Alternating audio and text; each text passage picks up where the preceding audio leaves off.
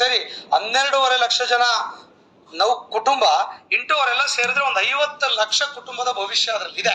So ಹಾಗಾಗಿ ಸರ್ಕಾರ ಕೂಡ ಮಾನ್ಯ ಮುಖ್ಯಮಂತ್ರಿಗಳು ಬಜೆಟ್ ರಿಪ್ಲೈ ಸ್ಟೇಟ್ಮೆಂಟ್ ಅಲ್ಲಿ ಸ್ಪಷ್ಟವಾಗಿ ಹೇಳಿದ್ದಾರೆ, 13,000 ಕೋಟಿ ಹಣವನ್ನ ತೆಗೆದಿಟ್ಟಿದ್ದೇವೆ. ಇನ್ನೂ ಕೂಡ ಶಾರ್ಟೇಜ್ ಬಂದ್ರೆ ನಾವು ಅಡಿಷನಲ್ ಪೂರಕ ಬಜೆಟ್ ನಲ್ಲಿ ಕೂಡ ನಾವು ಅದನ್ನ ಸೇರಿಸ್ಕೊಂಡು ನಾವು ಅನುಕೂಲ ಮಾಡಿಕೊಡ್ತೇವೆ.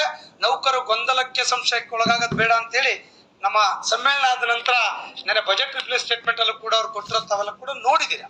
ಹಾಗಾಗಿ ಮನೆ ಮಾಧ್ಯಮದಲ್ಲಿ ಕೂಡ ಇಂಟೆಲಿಜೆನ್ಸಿ ರಿಪೋರ್ಟ್ ಅಲ್ಲಿ ನೀವೆಲ್ಲ ವಾಟ್ಸ್ಆಪ್ ನಲ್ಲಿ ನಂಗೂ ಕೇಳ್ತಾ ಇದ್ರು, ಏನು 1ನೇ ತಾರೀಕಿಂದ ಸ್ಟ್ರೈಕ್ ಹೋಗ್ತಾ ಇದಾರೆ ಅಂತ ಸರ್ಕಾರಿ ನೌಕರು ಅಂತ ಹೇಳಿ. ಅಂದ್ರೆ ನೌಕರ ವಲಯದಲ್ಲ ಭಾವನೆ ಮೂಡ್ಬಿಟ್ಟಿದೆ.